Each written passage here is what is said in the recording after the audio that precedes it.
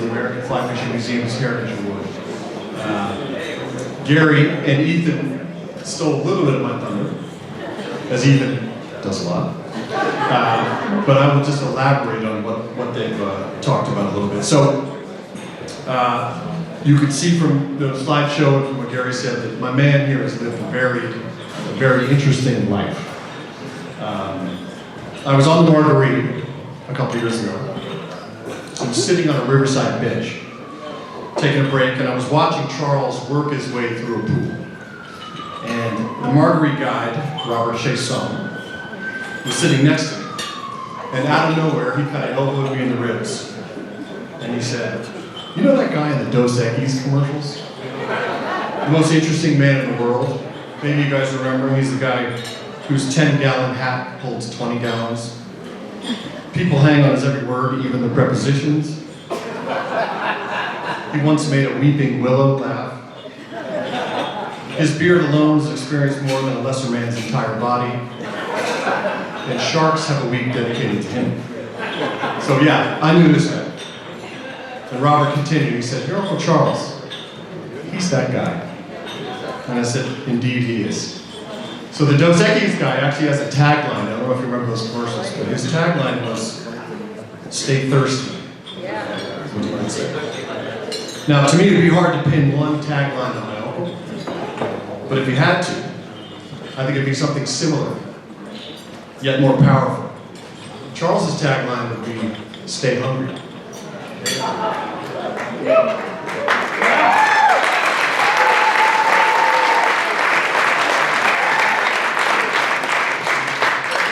Now that tagline, of course, was the name of his first novel, which he wrote in his 20s after graduating from a prestigious Iowa Writers' Workshop, where he studied under Kurt Vonnegut, among others. Stay Hungry was shortlisted for the National Book Award and also made into a movie. It starred Jeff Bridges and Sally Field. And a few years after that, Charles wrote another book called Pumping Iron, which was a fascinating peek into the subculture of bodybuilding. And that book also became a film, an iconic documentary, really, and single-handedly popularized a catchphrase. Of course, it also introduced a man named Arnold Schwarzenegger to the world. This is mixed company, so I probably should mention this too, but it became so big that it was parodied in the adult film world with a movie called Pumping Irene. I've never seen it, I swear I've never seen it.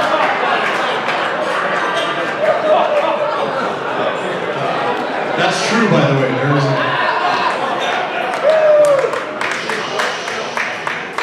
So Charles has written another 23 books in addition to those two, including the classic A Family Place, which is a chronicle of a life rebuilt.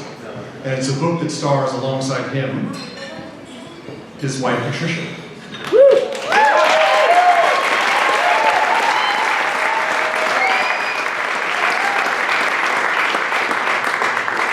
She was a formidable artist in her own right, and without whom, nothing that Charles has done would have been possible.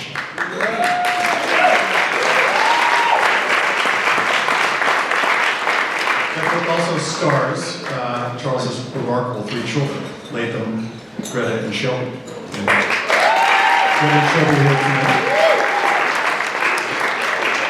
And just to prove the point that he stayed hungry, Charles will publish what, by my count, is his 26th book this October.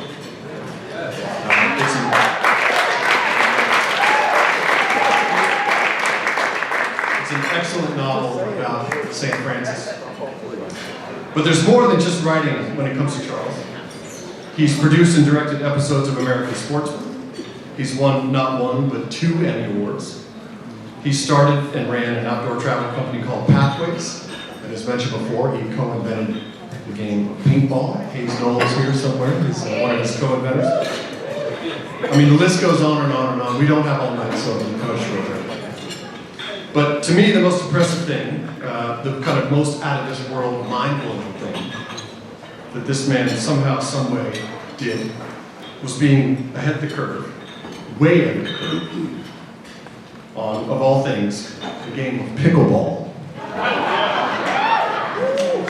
He had a pickleball court built in his lake house in Alabama about a decade and a half before anyone else caught on. And in fact, now that I think about it, he may have started the whole craze. And if that is indeed true, my only wish is that he had taken the opportunity to rename the sport when he could. Anyway, Charles is being honored here tonight for his rich life in the sport of fly fishing. It's an honor that's well deserved. The American Fly Fishing Museum, in my opinion, would not be complete without him.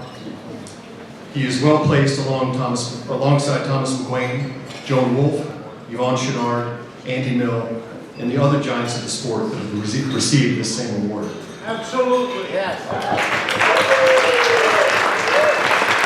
That was very good. But Charles is a conservationist. He's a paragon of fair play. He's also a superb angler, which is not always the case when it comes to folks who write about this. What has always struck me about him on the water is his creativity and his curiosity, his desire and willingness to try something new. And it's paid off. He's earned the nickname on the water, Big Fish and Chuck. Given to him, I think, by Tom Montgomery. Is that right, Tom? Yeah. Big Chuck. So I can't tell you how many times I've been on a salmon river with Charles when the following scenario has played out. He has graciously given me the first run through the pool. So I step in, I flail away, I strain with every cast, while he relaxes on the riverbank with a cigar, contemplating the world and how he would fish this pool, a sort of modern-day piscator. Then, when done with the cigar, he'll grab his rod and he'll saunter into the water. Charles is always sauntering. Proceed to make a few long and graceful casts, and then, inevitably, he will hook a 20-pound salmon right where I'd been casting 10 minutes before. And as always, he'll punctuate the hooking of that good fish with a "good night," which he swears he doesn't do, but he does. So let's talk a little bit about his on-the-water exploits. So Charles was in the Keys when that area exploded as the premier saltwater fly fishing destination in the country, if not the world. He was in Homosassa with the tarpon record hunters in the early 1980s. And he even once pretended to actually be a tarpon when he hooked a fly to his scuba regulator and had Billy Pate fight him and reel him in. For those wondering, it took Billy 11 minutes to land my uncle. He has fished the august rivers of the Northeast, like the Battenkill, which flows not too far away from the doorstep of the American Fly Fishing Museum, and the great rivers of Montana, Colorado, and Wyoming, with the likes of Jack Dennis. He was a member of the inaugural U.S. fly fishing team. He's a bass man, both large and small. He's fished for Atlantic salmon in Iceland, Russia, Labrador, Quebec, and most important to him, on Cape Breton's Margaree River, where he especially loves the fall. That, quote, season of mists and mellow fruitfulness, as Keats once wrote. He's caught queenfish in Barramundi in Australia and tigerfish on the Zambezi. He's even caught a carp or two on the flat. In fact, I have a hard time thinking of a major or minor gamefish that he hasn't thrown a cast to, maybe save for the Monsieur. Muskie and the muskie. No muskies. And of course, thankfully, Charles has written about this fishing and these places for all kinds of magazines, from Esquire to Men's Journal to Sports Illustrated to the great Garden Gun, whose editor, Dave DiBenedetto, is here tonight.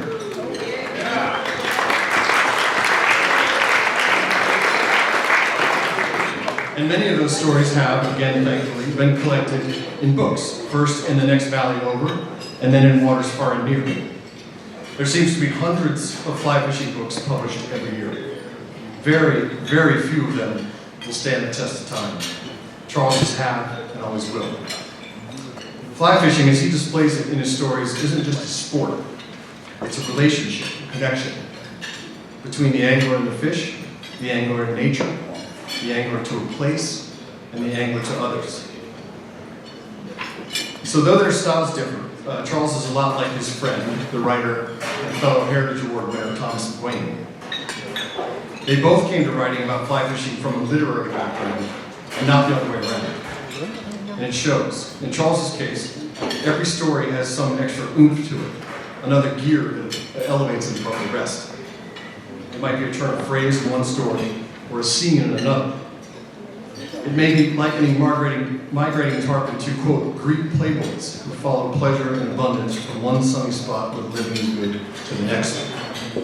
Or maybe it's writing that, quote, fly fishing is a game of skill, but more than that, it is a relaxation of normal attentions and a drift into instinct as absorbing and renewing as sleep.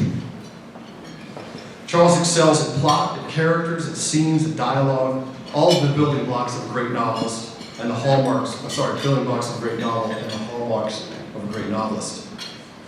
And the thing is, when you read Charles' stories, not only do you want to go to the places he describes, you want to go there with him. So all writing is derivative. All aspiring writers start out wanting to write like someone else. We read and reread our favorite authors, and we try to imitate them. And it is in this attempt that, if we're lucky, we find something, our own style. Or if we're luckier still, we find our own voice. It's not unlike the Rolling Stones falling in love with Mississippi country blues and creating honky tonk women. It's how the creative world works. It's probably how the world works, actually. And one of the main people I tried to imitate was, of course, my uncle. And not only did I try to write like him, I tried to work like him. Because if there's a secret to Charles' success as a writer, it's hard work and discipline. One of the first stories I ever wrote for a magazine, was done with Charles. He was writing a feature story for Audubon magazine, and I was assigned a companion piece. And what I remember most about that trip is observing just how hard Charles worked. How he always had his notebook with him, how he relentlessly took notes, how he was always asking questions, always bearing witness. What I learned is that the less glamorous side of writing, the elbow grease that goes into good hard reporting, is the foundation and scaffolding of a good story. And without it, everything falls apart. And then, of course, with his reporting done, Charles would go back home and retreat to his writing shack and muscle out the story, sometimes chewing through an entire roll of paper towels. Maybe that's a question that Greta can handle in Q&A. Charles is insanely disciplined about his writing. He's always the same time, same place. He pretty much set a sundial to it. And he knew that art is unbiddable. All you can really do is signal your readiness by showing up on time, ready to work. His angling story is about a ripple effect. He dared to treat that writing as seriously as everything else he did, bringing all of his energy, his descriptive power, and his penchant for beautiful sentences to it. And that did something important. It opened up a window to an entire new world and gave the rest of us permission to attempt to do the same thing. I love all of Charles's writing. From his angling stories to Stay Hungry to Dangler to his upcoming St. Francis book. But my favorite piece of his is one that has nothing to do with fishing. It's called Cooking the Rat. And it is one you should find and read if you have not. It's an absolutely diamond sharp, word perfect piece of writing about fathers and sons. I'm going to read you one paragraph, which perhaps by design has the pitch and cadence of the Nicene Creed. The paragraph comes early on in the piece, which is about his father and my grandfather, whom we call Toots. Do the glasses for this. It is the 1950s in Birmingham, Alabama. The father in this story lives in a big house that he bought with money he made from working very hard for his wife's family, though he never much liked to work. Working hard for his wife's family and not liking it, along with drinking too much red whiskey, has given him an ulcer, a self-inflicted wound that will almost kill him.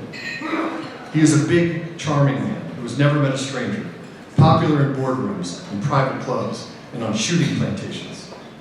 He is a civic leader, a great dancer, someone who will fight with his fists and relish it, a devoted husband, a lover of sensation and travel, but not of mystery, a bigot, a sentimental realist with precise hands and head, immutable values, a sense of humor, no fear of death, a fine sartorial flair, and no religion beyond hunting and fishing. He knows exactly what he likes and doesn't like, what he believes and doesn't believe. He has absolutely no pretense, and though he is an honors graduate of MIT, not the slightest intellectual inclination to urge to ponder his life. He is virile, yet high-strung, a saber blade ornately scrolled, and he is a clear sky with one low, dark cloud.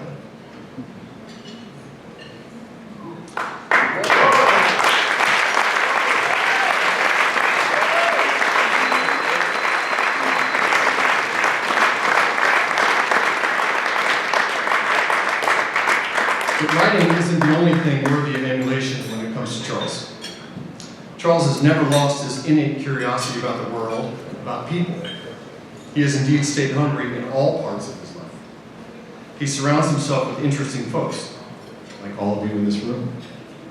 People who are frequently much younger than he is, and he listens to them, and he gets to know what they're doing and what they're thinking.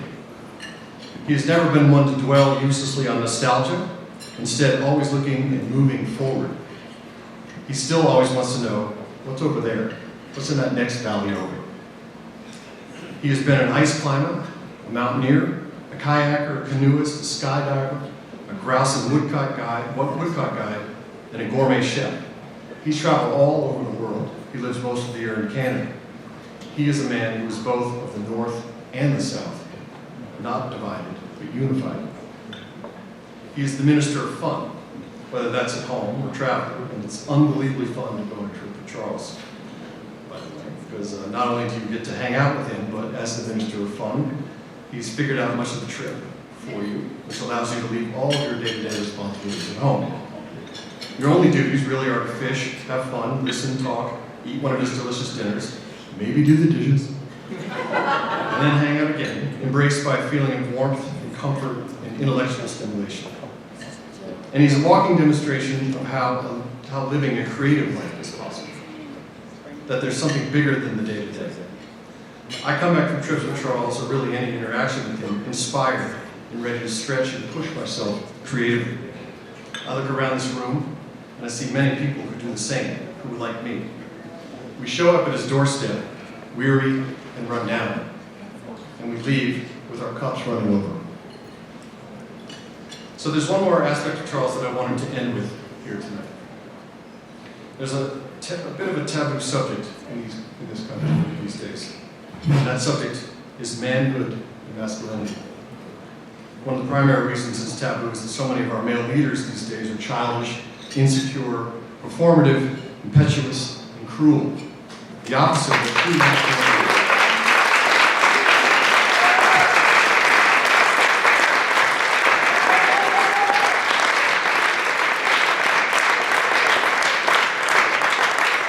Which is, of course, the opposite of what true masculinity is, and the opposite of what Charles embodies.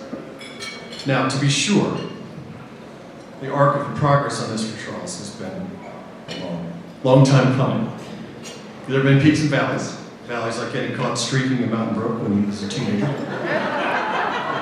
Hijacking the children's train at the Birmingham Zoo with his best friend. Running away from home at the age of 17. And then some pitfalls, midlife pitfalls that he documented in his book, A Family Place. But character is the will in action. And that arc for Charles has always bent towards a state of grace that he has achieved. Charles's journey really is not too dissimilar from that of one of his heroes in the subject of his forthcoming book, St. Francis. The masculinity that Charles exemplifies as a father, a husband, a friend, a mentor, a citizen of the world, is not one swung around like a hammer.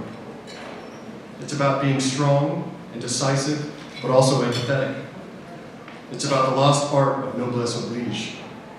It's about caring about the humanities, about art and literature, things that strangely have become an anathema to current masculinity. It's about seeing how art and literature intersect with a life spent in the woods and on the waters. It is a masculinity that is more liberation theology than prosperity gospel, more New Testament with its benevolence, forgiveness, redemption, and grace than Old Testament.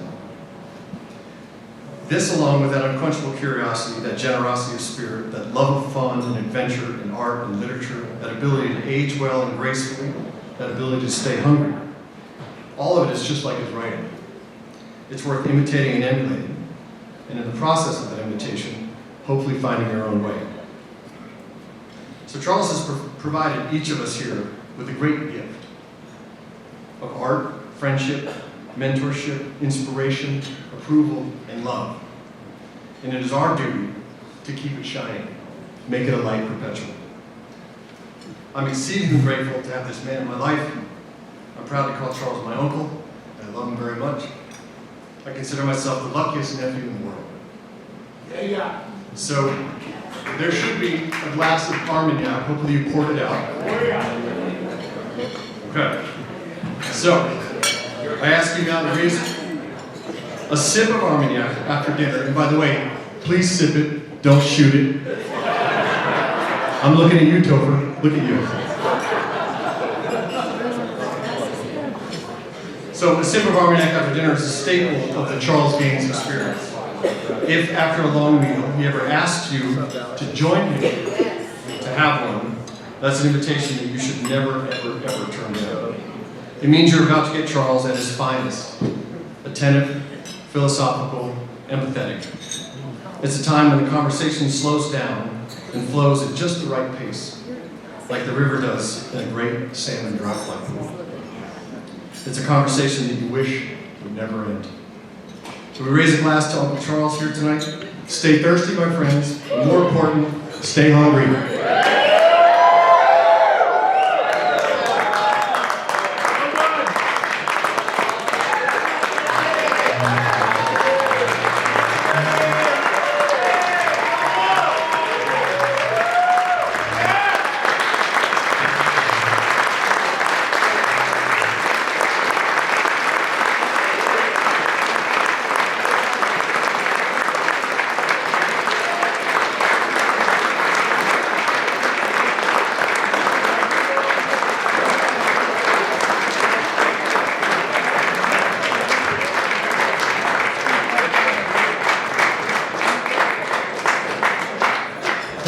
Thank you so much, Monte.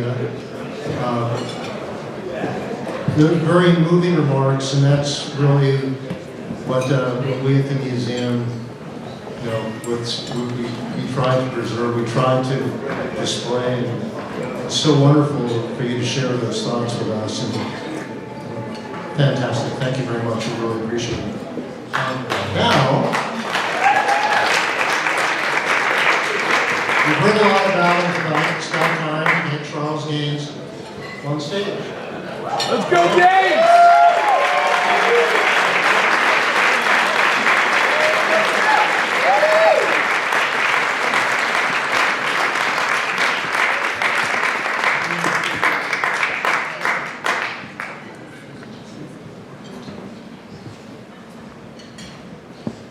This is a real thrill for me because my favorite fly on the margaritas is a muddler. And somebody, I'm not sure who, tied up the Gaines flat muddler. How about that? So, Monty, do you know who tied it? Oh, you're welcome, Chucky, baby.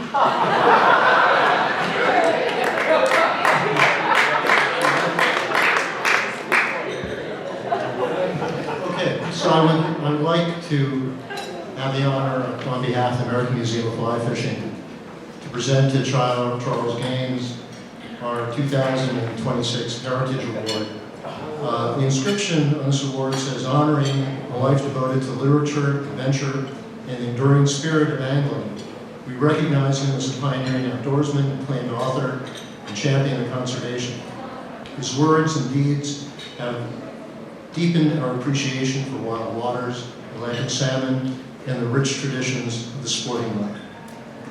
I present this to Charles Gaines.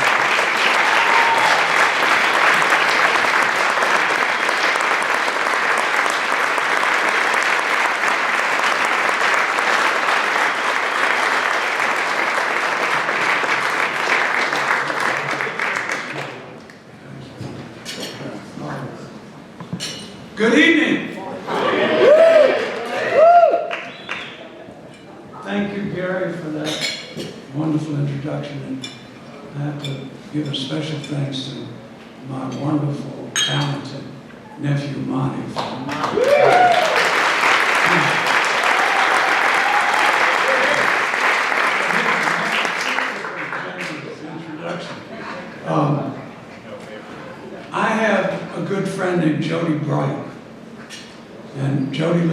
Kona, Hawaii, and he's one of the top and most celebrated big game charter captains in the world. And he was recently inducted into the Texas Big Game Hall of Fame. And he began his acceptance remarks by saying that he was going to keep those remarks brief, because he was afraid that if he went on too long, everybody there would realize they'd obviously given the award to the wrong man. Then he concluded by saying, "Thank you all a lot," and walked off the stage. I feel very much the same way Jody did, and therefore will keep my time up here brief as well, but not as brief as Jody's. With no false modesty at all, I can think of dozens of people who deserve, some of whom are here tonight, by the way, who deserve this award more than I do. But I'm honored and very grateful for it. And I want to thank the museum and its board of directors for gracing me with it. And I want to thank Sarah Foster.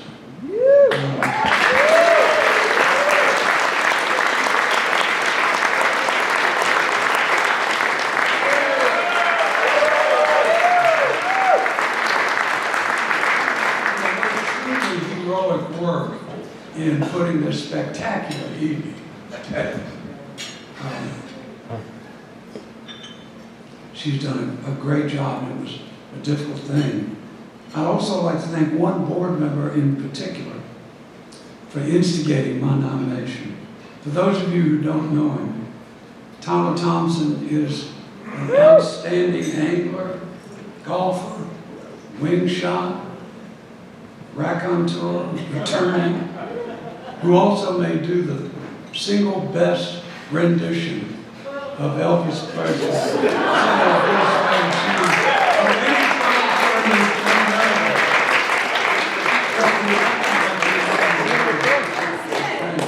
Thank you, Tyler.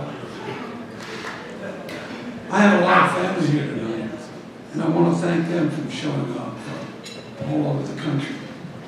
And I want to take this opportunity to express a lifetime of gratitude to my wife, Patricia.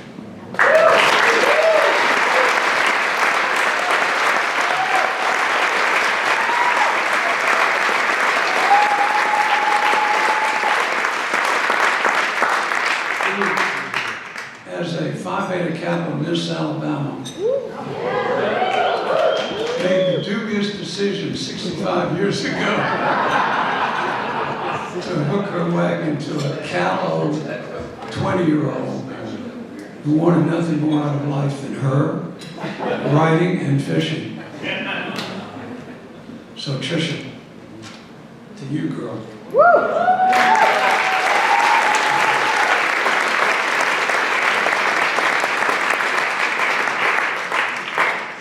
Many of the people who I love most in this world also showed up for tonight. From as far away as Argentina, Uruguay, Canada, Wyoming, California, Idaho, in the wilds of central Alabama. Where's the Alabama? And I'm deeply grateful to them and to all of you for your presence. I've just, as Monty mentioned, I've just recently had accepted for publication a historical novel about St. Francis of Assisi. It took me 12 years to research and write. And that good saint has been much on my mind lately. He believed that the three cardinal virtues, as well as the only appropriate responses to the great sweet gift of life, were gratitude, joy, and humility. And I would like to suggest tonight that angling engenders and encourages all those virtues in those of us who practice. Like many of you, I have spent a prodigious amount of time on various waters around the world in pursuit of fish. Some people, including my wife, would argue too much time. My literary agent, for example, for many years, Dan Green, once commented to a room full of people that I was the only writer that he had ever heard of to sacrifice a perfectly good literary career on fishing. That may or may not be true, but what is true is that I would not swap one day of my time on the water for a day behind the desk.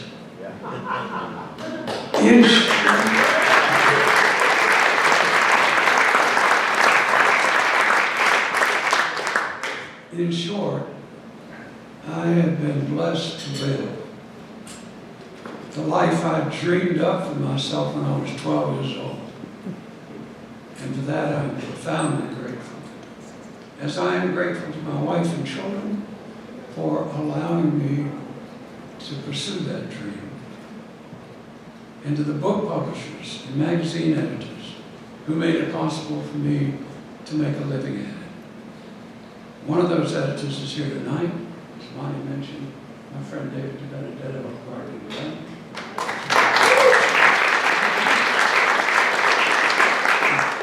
Thank you, David, for all the years of indulging me in many stories. You made me look good.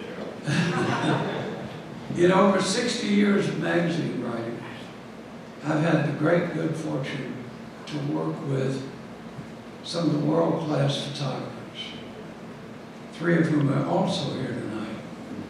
William Hereford, where are you?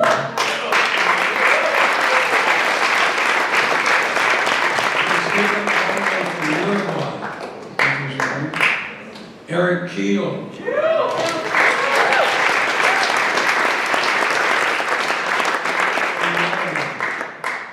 And my old comrade through many adventures, Tom Montgomery.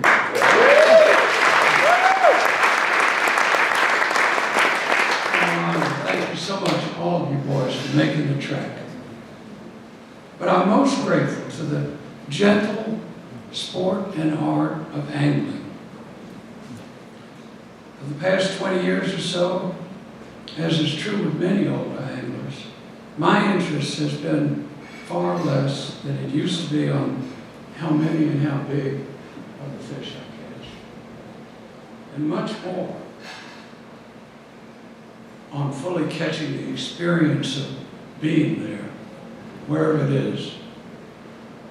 In the history and nature of the fishery, its scientific and conservation aspects, the local people involved in those aspects, and most important to me, the camaraderie of the men and women I'm with, and many of them are here tonight who have shared lots of these adventures with me.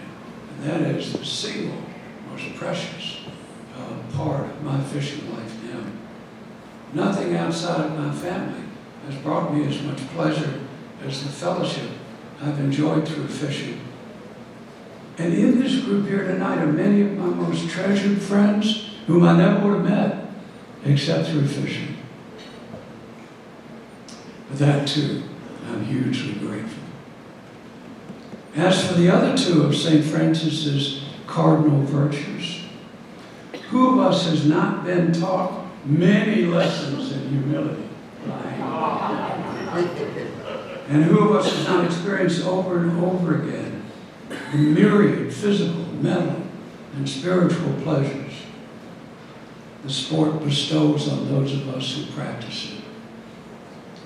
Isaac Walton called the recipients of those joys the brotherhood of the angler. That brotherhood and sisterhood is very well represented here tonight.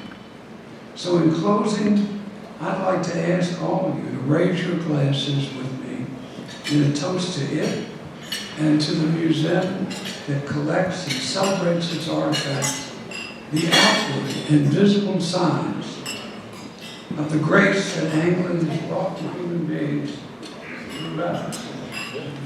To the brother and sisterhood of the angler. Give me a glass. Thank you.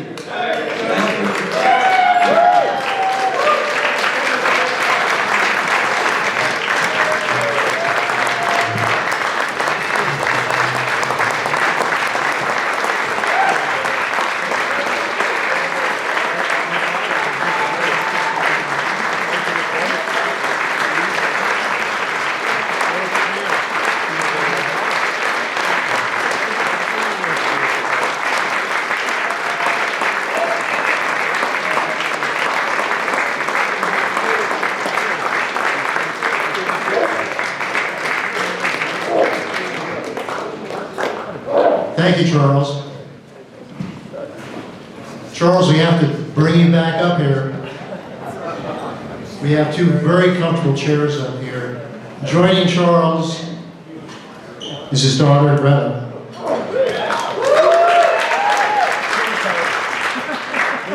Greta perhaps hasn't lived long enough to be quite as interesting as Charles in her pursuits, but she's done a lot of them. She's champion snowboarder. She's a champion angler. She is a broadcaster, an accomplished broadcaster. She is a very successful business person. So Charles took my scripts. I'm doing this by memory. But I think perhaps.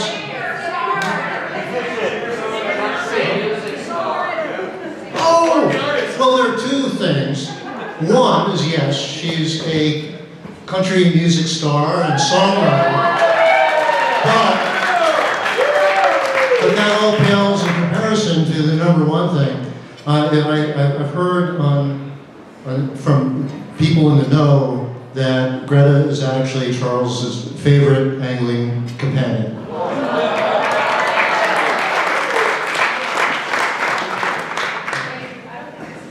Is this thing on?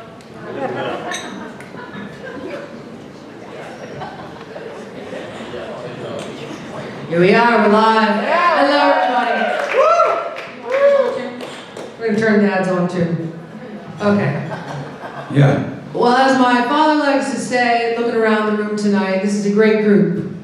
We got a great group. We're gonna sit down. We're gonna be hosting a little bit of a Q&A. I have some questions, but we welcome questions from any of you, since we have my father here, live and in person, to answer them. Any burning questions from his life as an angler and as an outdoorsman. So I want to say thank you to everybody for having us. This is just a spectacular evening that means the world to my father and to my family. And we're just thrilled about the Heritage Award. I want to thank the American Museum of Fly Fishing and the Yacht Club and everybody here tonight for being here. Dad is the only legend in the room tonight. There are many legends in the room tonight. And we're just thrilled to be here. I'm very grateful that fishing has been a through line in our family from my grandfather Toots, who taught me to fish at Lake Tadpole in Alabama when I was 5, and then all the adventures I've had with my dad throughout the world. And the obsession continues with our boys, and with Monte Burke and Heidi and their girls. And Dad, you've given us all so many adventures, either in person or from reading about them, and your fish tales will live on. You've given us a fine example of stick-to-itiveness through your obsession with fishing and with writing, which has all come to fruition this evening in receiving the prestigious Heritage Award. Congratulations, Dad.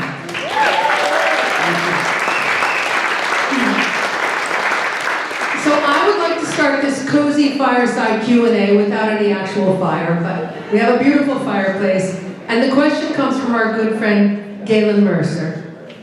This is Galen's question. Last summer, Charles wrote an excellent and very searching essay for Garden and Gun magazine about his arc in becoming and present-day stance as a hunter. It has me wondering how his relationship to fishing has also changed through the decades, and what he now considers as an ideal day astream. So, Dad, you gotta answer now. Oh, yeah. Well, as I said, as you get older, I think this is true of most older anglers. Your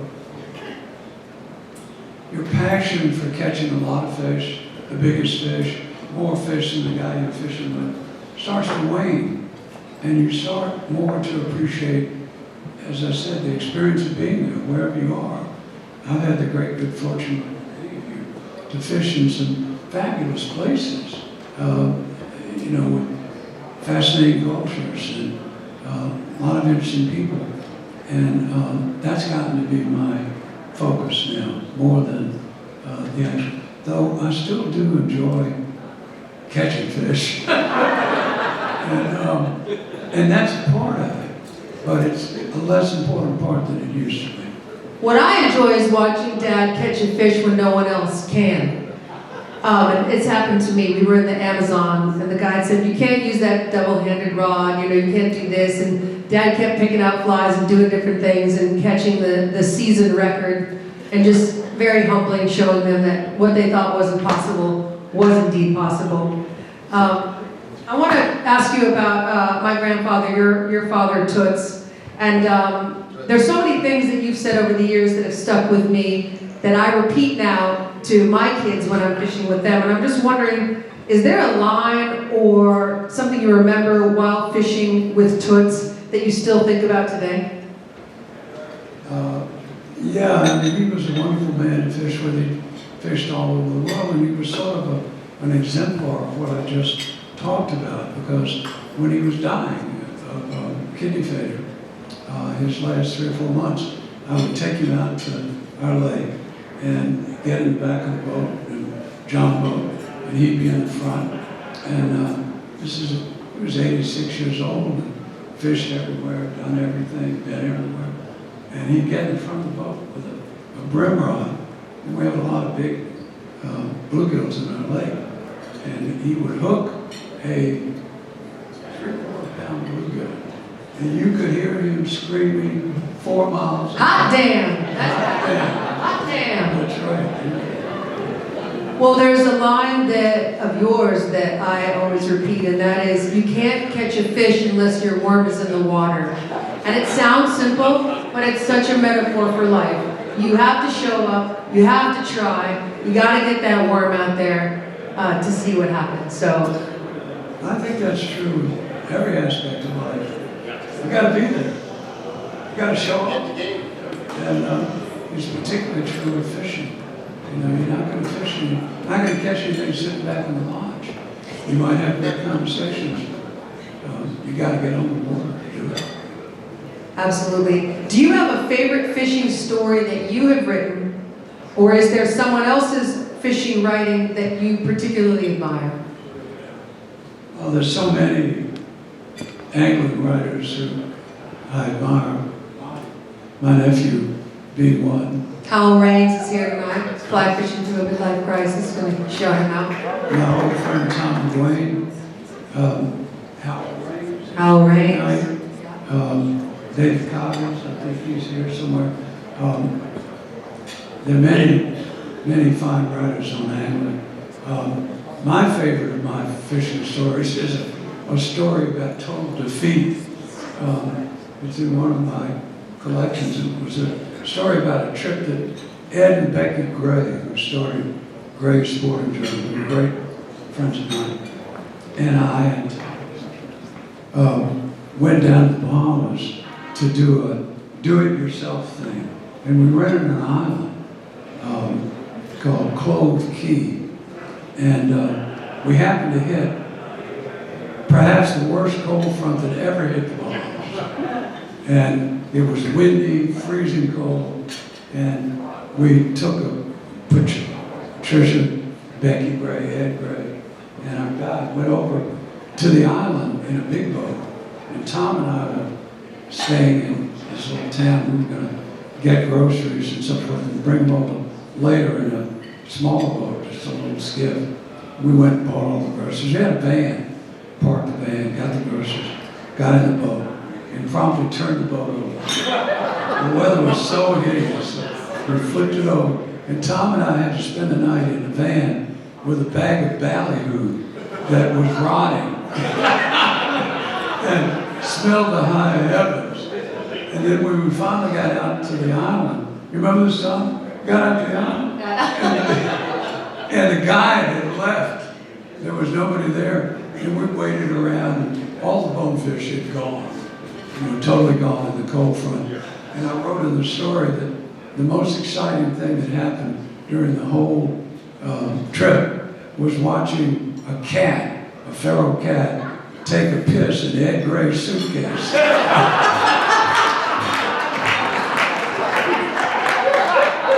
And so my hook for the story was that back somewhere in Nassau, there was a group of scientists and they had invented this thing called the clove key experiment. And they put these Americans on the island to see how long it would be before they cracked and killed each other. And that's still to this day my favorite story. Oh, that's awesome.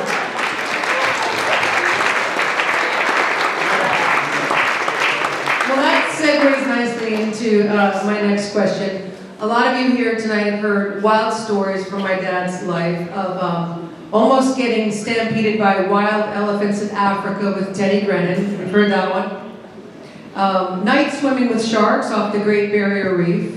And more recently with my and Bobby and lots of other friends, he was swimming with alligators in Cayman when we were in the Amazon.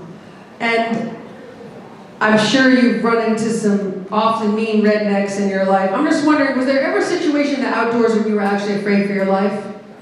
How what? I'm sorry. Is there any situation in the outdoors when you were afraid for your life? I can honestly say no to that question. I gave you this question earlier today so you could think about it. And I mean, I've had times when I was nervous. Bill Taylor and Tom Montgomery again and I flew into a lodge in Labrador, and we were with a pilot who was his first flight. Flying in Labrador is a dicey operation, even when the weather's good. And this pilot was young and new. And as all of you know, pilots, even who are not pilots, you always want to land in the wind. And we were landing on, it was a float plane, landing on the Eagle River. And you also always want to wind up landing with the current coming towards you. And in this case, the current and the wind were going in opposite directions. And so this pilot had to make the decision about whether to land into the wind or into the current. And he wound up making the wrong decision. The lodge was over here on our right, and Bill Taylor and I and Tom and 3 or 4 other guys were sitting in the plane, and I think it was Tom who was the first one to notice it. And he leaned back and said, we're going to land with the river going in the wrong direction. And we no sooner hit the water than the lodge, which was over here, disappeared. And the people in the dock were there to greet us with it. And the pilot decided that he was headed for the rapids. He made a quick turn to the left and crashed the plane. Ran into the bank, and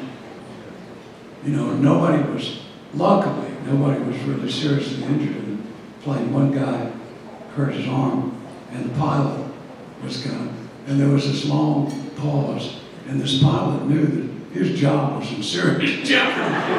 There was this long pause. Nobody said anything. That often happens in an emergency. And finally the pilot said, "Oh, shit." And he knew. The next day, the owner of the company flew in and fired him, brought a new pilot in. But no, I can honestly say, because in the situations that you find yourself in where there is some sort of present physical danger, your adrenaline takes over. At least it always has in my case. And so I can honestly say that I don't remember ever being scared for my life in any of the I've been scared for my life a few times fishing with you, so I'm glad that you haven't. My last question, and I'd like to open it up to you guys if anybody wants to ask something of my dad. And it has to do with writing. Do you think that you would have enjoyed fly fishing throughout the world as much if you hadn't been writing about your adventures? Not a question, no. I mean, writing for me has been a way to enjoy travel and fishing. You learn more. I think Al would agree with me, and David and the other writers who have written about fishing. You get deeper into the essence of the sport by having interest in the story outside of it, and things that you have to cover to make a story. I've never been interested in writing what the writers used to call grip and grin stories where it's all together about the little real screams and that kind of thing. It's always been to me about, the fascinating thing is about the culture of angling, wherever it is that you're doing, and the people that you're with. And without that, I would nowhere near have enjoyed my fishing experiences as much as I have. Yes. Thank you, Dad. Would you like to come? Yes, sir. Here, you I go. heard something about barramundi Yeah. fishing, and that would be in the northern territories when the rainy season Yeah, comes exactly. in. And fishing up there with the saltwater crocodiles and all that. Yeah. And At a place called Seven Spirits Bay. it's just an amazing fishery. Okay, tell us about it. Yeah. Well, it was a wonderful experience. Talk about being scared. Patricia and I were up there, and we took a walk the first afternoon when we got there. It's right on the Torrey Strait, as you said. And we were with a guide, and we walked down the beach, and the lodge was only 100 yards away. And I loved to swim, and I said to the guide, it was hot, really. I said to the guide, I'm going to jump in and swim back to the lodge. And he said, mate, I'd reconsider that decision for you. He said, there are 5 things out here that would kill you before you ever made it there. And there were bull sharks, and there were, what do they call, that jellyfish. So, Man of War. yeah, right. So then, anyway, there were a lot of things up there that were fascinating, and that was a great experience. We caught all kinds of fish, Pacific permitted, ladyfish, and all kinds. It was a wonderful experience. I want to say one thing before I get to your next question about what's been so fun about having my dad as my dad, and that is he is a huge supporter of women fly fishing. And if you look around here, you see a lot of women fishing.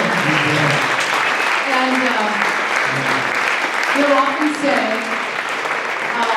I'd rather be fishing with babes. And he's always supportive of women in this sport.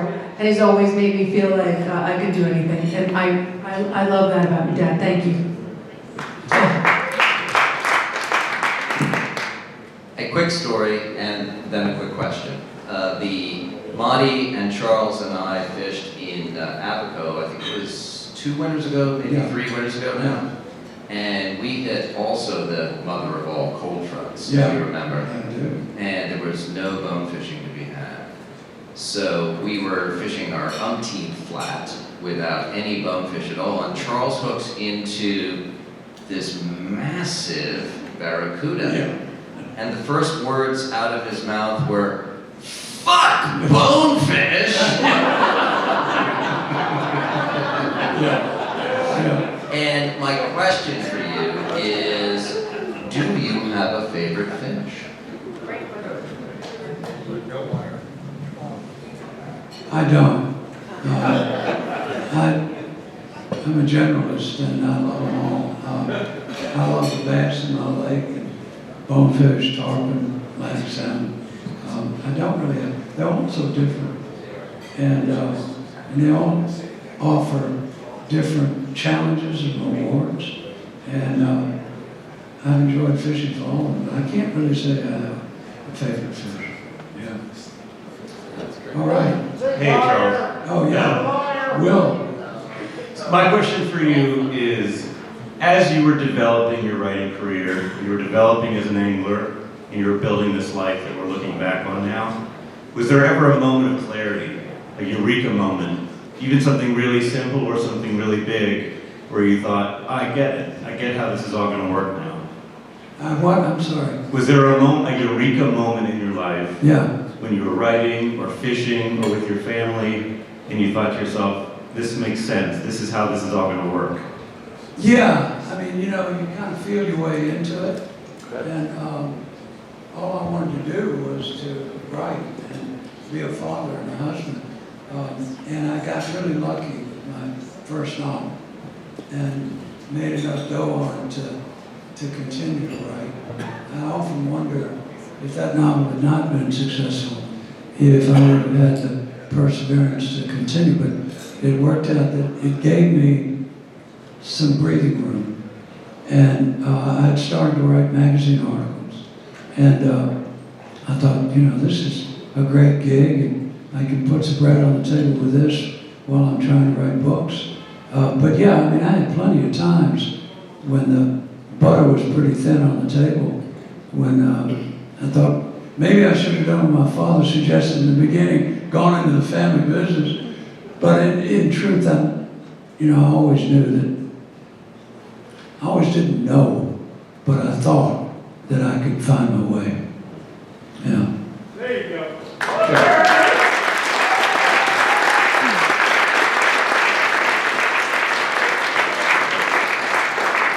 Gardner Grant Jr. Hey, brother. I'm not throwing you a bad line, but I want you to help me with this. Your morning prayer walks, most of us know how significant and how fulfilling those long walks with God are for you. Waiting for something to take that line after you put it there, maybe twitch it, maybe stream it, maybe just wait, and then waiting for the right word to come, the right sentence, the right way to express yourself. Mm-hmm. Is there a stream called Charles Gaines that moves through all of those places where you're waiting for something else to take what you have? Absolutely, that's a profoundly interesting question. My profoundly interesting great friend, Reverend Gage Shaw, typical of his presence. Sure. I think I've written this before, maybe I read it in some better writer than myself, but every time you cast a fly, you're throwing a question into something you can't see. And I've always seen the metaphor between questioning why we're here, why we're supposed to be, what we're supposed to do with our lives, as being analogous to fishing in that way. Because every morning that we wake up, we're casting a fly into the unknown. And so the answer to that is yes, I think there's a profound connection between angling and spiritual life. Thank you.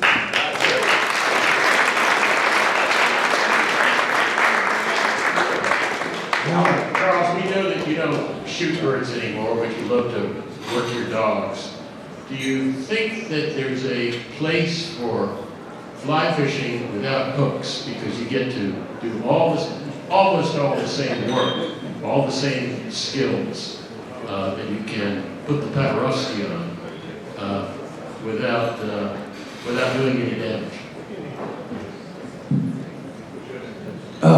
Greta.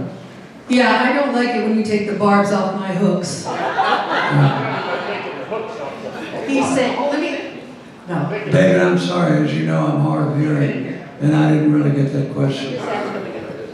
We know you don't shoot birds anymore, but you take your dogs out to work. Oh. What do you think about taking the Yeah. hooks off flies? No, that's a great question. That question comes from my friend David Goodman, who is one of the finest salmon anglers and David has taken to fishing with a fly with no hook, not just no barb, but he cuts it off at the bend. So all he's experiencing is the take. I think, to me, that's kind of the ultimate in the process that you go through as an angler, to the point where what you want is the contact with the fish, the take, and after that, it's redundant. You've done it 1,000 times. You know that no matter how careful you are with that fish, how careful you are to release it, that it hurts it and it stresses it. And David has gotten to the point where his whole fishing is without a hook. I haven't quite got there yet. I hope that's It's in the future. Thank you for that good question, Dave.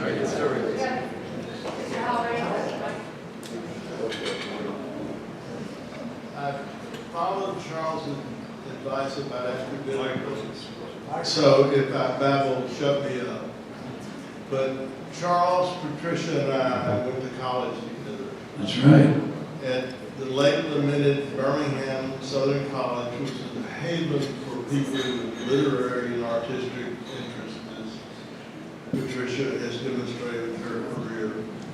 And Charles and I both contributed stories to the 1963-64 issue of the Literary Magazine. And they were so outrageous that the president seized the proofs and put them in the school safe. And we were both touched by the spirit of the 60s, of course. And I have to tell you, Charles was the best undergraduate writer I had ever seen. When I read his stories, I said, this guy is on another plane from me. But we both found our way, him to Iowa, me to the Birmingham Post-Herald, and we followed each other's career over the years. So I want to tell you a brief story about the New York Times and Charles Gaines, which he doesn't know.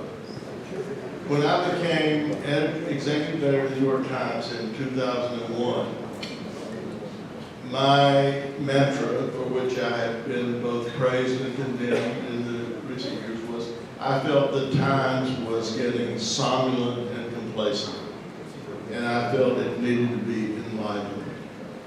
So when I became executive editor, I took my copy of Stay Hungry and I put it on my desk. Everyone who walked into my office could see it. And finally, one day, the very brilliant foreign editor of the Times, Roger Cohen, a much praised editor, walked into my office and noticed it.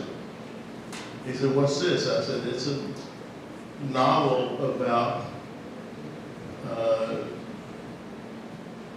by my college classmate, Charles Gaines." And he looked at the title and he said, "Stay hungry. That's what you're trying to do to the Times." So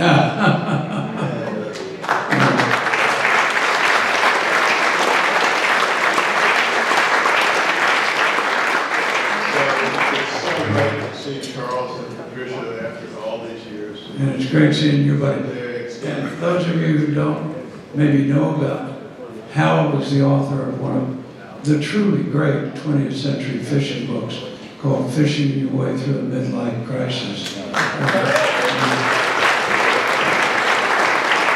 Thank you. Okay, wrapping it up. Any more pressing questions for the man of the hour? In the back, okay. I wore my flats, so I'll get over there. Hold on. Yeah.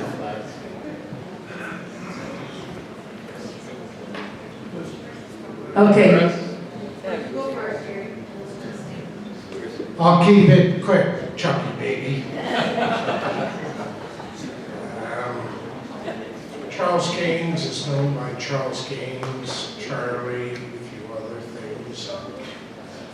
Years ago I said, "Is it okay if I call you Chucky baby?" He said, "Well, perhaps nobody's ever called me that, but that's okay." So we got chatting about his beautiful wife, Patricia. And I said, "So what's the story here, Chuck? Chucky baby, who chased who?" He said, "Well, the truth of the matter is, I saw her, I targeted her, and I chased her down." So then I went to the beautiful Patricia and said, "Is this true?" He said, "Yeah, he was a bit of a nuisance." I would like you to comment on that, Mr. Gaines. Is this correct? Yeah, that's correct, but choose not to comment any further.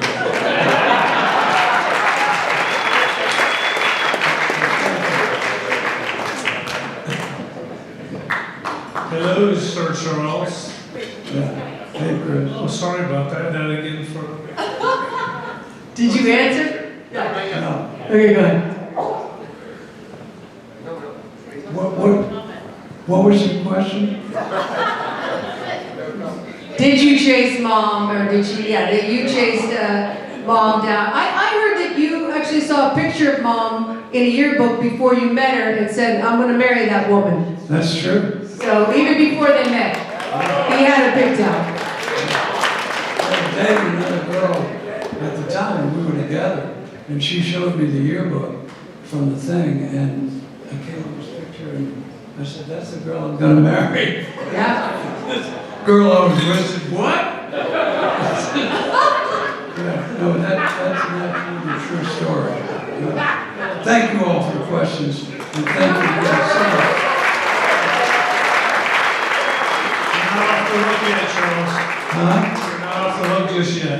All right. All right, so there's one person here has been an incredibly important person in your life and an incredibly important person in my life who unfortunately cannot be here.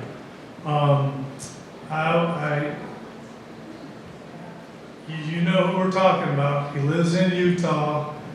Our boy, Chris Childs. Yeah.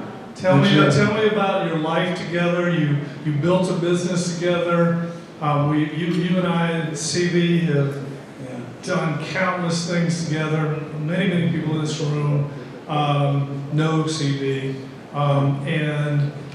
Let's just, if you wouldn't mind, expand on y'all's relationship and my gratitude for having been in that very tight circle for many years, and all the relationships that were born from that relationship. And if you wouldn't mind.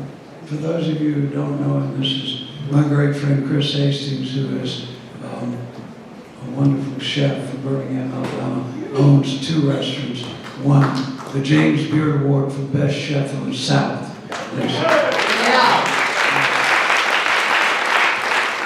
And one of my best fishing and hunting companions. And the man he's talking about, who couldn't make it here from his home in Utah because he's got a terribly bad back at this point, and I have fished together and hunted together for over 40 years and had so many experiences, many of them with Chris Hastings.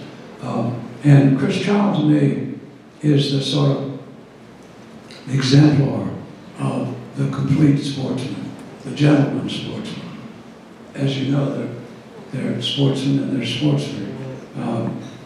The ones that I want to fish with now and hunt with now and be with now are the ones who give you the first cast in the pool, who give you the shot before they take it themselves, and who appreciate all the trappings of those wonderful outdoor sports that I talked about before.